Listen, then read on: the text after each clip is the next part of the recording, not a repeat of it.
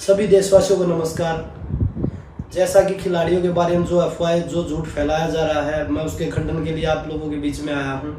ऐसी कोई भी चीज़ नहीं है, ना तो खिलाड़ियों में कोई दरार आई है और ना किसी खिलाड़ी ने कोई केस वापस लिया है। हम सभी एक साथ हैं और मजबूती के साथ लड़ रहे हैं, लेकिन ये झूठ इसलिए फैलाया जा रहा है कि जो हमारे साथ लोग जुड़े हैं पूरे देश से, उनको हम कैसे गुमराह करके अलग अलग कर सकते हैं। जैसे दिल्ली पुलिस ने और एक न्यूज़ एजेंसी है ANI, उन्होंने जो अफवाह फैलाई ट्वीट करके कि कोई पुख्ता सबूत नहीं मिला इसलिए केस को बंद कर रहे हैं, तो वो सिर्फ अफवाहें हैं। उन्होंने वो ट्वीट बाद में डिलीट भी कर दिए।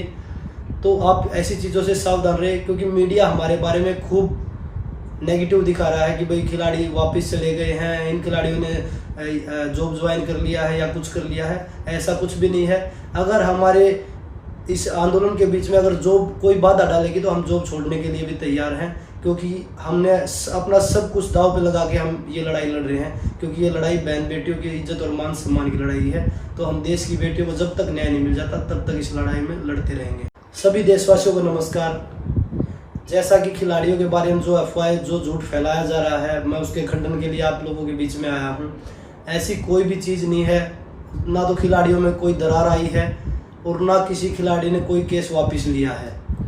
हम सभी एक साथ हैं और मजबूती के साथ लड़ रहे हैं, लेकिन ये झूठ इसलिए फैलाया जा रहा है कि जो हमारे साथ लोग जुड़े हैं पूरे देश से, उनको हम कैसे गुमराह करके अलग अलग कर सकते हैं।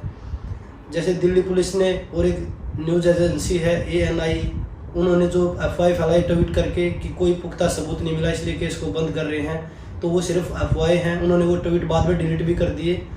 तो आप ऐसी चीज़ों से सावधान रहे, क्योंकि मीडिया हमारे बारे में खूब नेगेटिव दिखा रहा है कि भाई खिलाड़ी वापस चले गए हैं, इन खिलाड़ियों ने जॉब ज्वाइन कर लिया है या कुछ कर लिया है। ऐसा कुछ भी नहीं है। अगर हमारे इस आंदोलन के बीच में अगर जॉब कोई बाधा डालेगी तो हम जॉब छोड़ने के लिए भी तैयार हैं, क्योंकि हमने अपना सब कुछ दांव पे लगा के हम ये लड़ाई लड़ रहे हैं। क्योंकि ये लड़ाई बहन बेटियों की इज्जत और मान सम्मान की लड़ाई है। तो हम देश की बेटियों को जब तक न्याय नहीं मिल जाता तब तक इस लड़ाई में लड़ते रहेंगे।